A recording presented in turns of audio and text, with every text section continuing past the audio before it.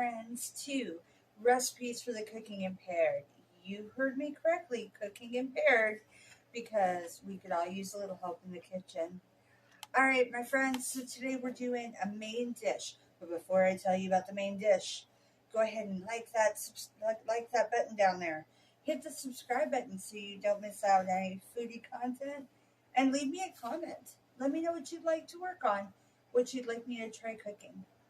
All right, guys, we're going to do porcupine meatballs.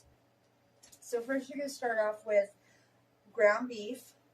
And yes, there is a difference in the cardboard recipe. I ran out of the other one, so in a quick pinch, we have this. Half a cup uncooked brown rice, half a cup water, a third cup chopped onions, 1 teaspoon salt, an 1/8 teaspoon of garlic powder, a third cup of chopped green peppers, an 1/8 teaspoon of black pepper, 1 can or 15-ounce can of tomato soup. I'm using a tomato bisque because it has little chunks of tomato in there, and I really think that adds something to the recipe, but any tomato soup is fine. 2 teaspoons of soy sauce or coconut aminos. I'm using a coconut aminos. Half a teaspoon of celery salt, and of course 1 teaspoon of parsley. So there's quite a bit to this, but it doesn't take very long to cook, and I'll show you as we go. And for my foodie friends and my metric buddies, I got you covered.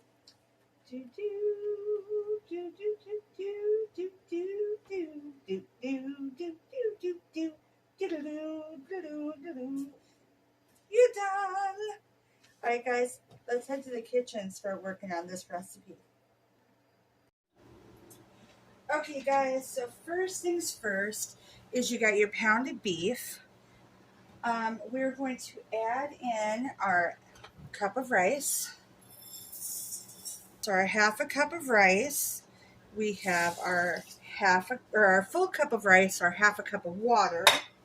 Now we're going to add in our onions and green peppers. As you can see, I already have them measured together because they're going in at the same time. So we don't have to dirty a bunch of extra bowls, you know. Okay, then next is our seasoning. Now in this container, I have the salt, the seasoning salt, the garlic, and the pepper all mixed together. I'm going to mix this here. All right, my friends, now is when you would take a moment, wash your hands, which is what I'm going to do to make them extra clean. Clean hands. We're now going to squish all this together. Yes, I know this feels weird in your fingers. Yes, I know it's so dirty. Ew. Thankfully, we wash. Our bodies are washable. Yeah. So to mix all this together, the rice portion is why it's called a porcupine. Don't worry because the rice is uncooked, because while we're cooking the meat, the rice will also cook. All nice and squished together. Once it is all mixed well, we're going to make 12 little tiny balls of yummy meatballness and put it inside the skillet, which I already have on the stove, already on medium heat. That very strange background noise is a dog drinking water. Disregard that. Thank you very much, my friends. All right, here we go. Make a bowl. So I'm going to go a tiny bit smaller, but yeah, it should be about that size. All right. Okay, you guys keep working on your ball. We'll be right back with one, and I'll have all of them ready, and we'll start cooking it. Okay, guys, we got our 12 meatballs. We're going to cook them, brown them on each side, kind of get them nice and cooked. This pan is greased on purpose because the meat is already going to make a lovely greasy mess once they're mostly cooked and browned on both sides, we're going to drain the grease. So for now, though, we're going to put the top over it so it can finish cooking. Okay, guys, so as you can tell, I've already turned them. They're doing great. We're going to give them just a couple more minutes.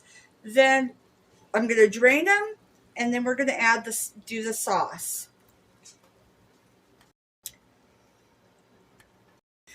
Okay, these are now ready. So we're going to take all of them off the heat, and we're going to drain the grease and then make the sauce. So give me a second, I'll take these off there. Okay, guys, so now we're going to do the sauce. And as I said before, I have tomato bisque. Regular tomato soup is fine, but I like the bisque because it has like some of the tomato chunks in it. You're going to pour the whole thing in. And we're not going to add any of the water to this because unlike regular tomato sauce, it's already pretty saucy. If it is too thick in your opinion, you can add like 1/4 of a cup of water to it. I actually, I think I am going to add a bit of water.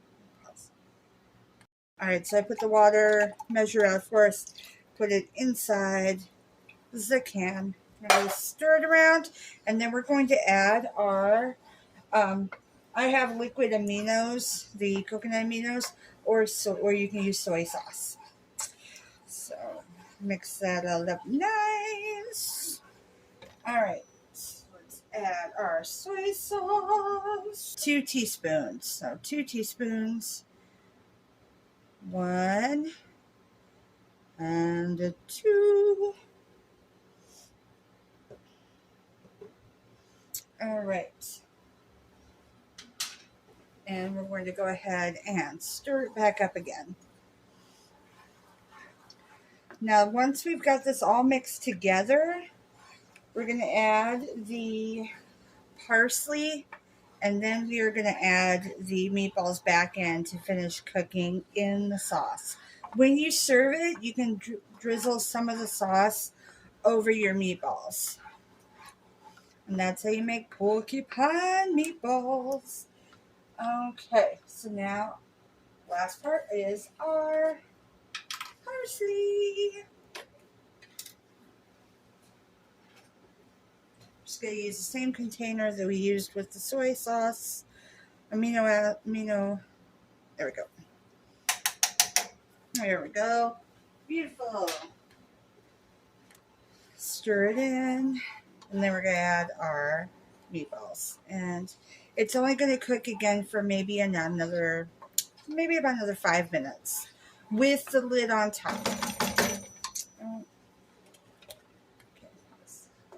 Okay, so let's add in our meat. At 1, 2,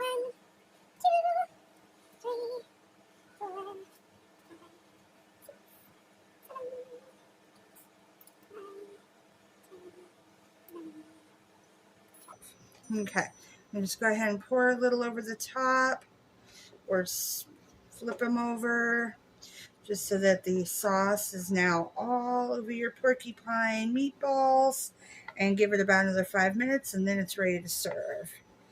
And this again is like kind of a main dish. You can put it, I would put it with maybe some vegetables.